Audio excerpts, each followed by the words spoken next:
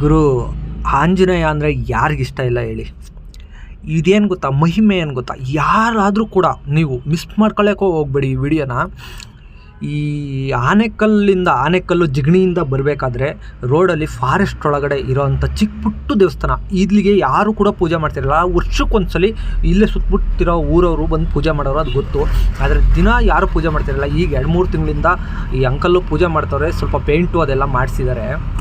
ನಾನು ಯಾಕೆ ಈ ವಿಡಿಯೋ ಮಾಡ್ತಾಯಿದ್ದೀನಿ ಅಂತಂದರೆ, ಈ ದೇವಸ್ಥಾನದ ಮಹಿಮೆ ಗೊತ್ತಾಗಬೇಕು ಅಂತ ನಿಮಗೆ.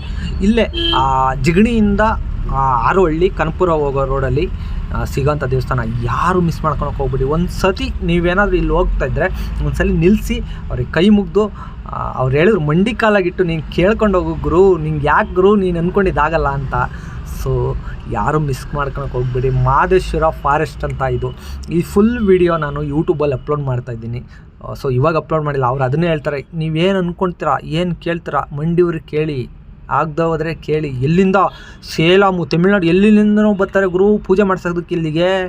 ನೋಡಿ, ಇದು ಆರೋಹಳ್ಳಿಗೆ ಹೋಗಿ ರೋಡಲ್ಲಿ ಕನಕಪುರ ಆರೋಹಳ್ಳಿ ಮಹದೇಶ್ವರ ಫಾರೆಸ್ಟು. ಯಾರು ಮಿಸ್ ಮಾಡ್ಕೊಳಕ್ಕೆ ಹೋಗ್ಬೇಡಿ. ನೋಡಿ, ಗೊತ್ತಿರುತ್ತೆ, ಗೊತ್ತಿರೋರಿಗೆಲ್ಲ ಗೊತ್ತಿರುತ್ತೆ.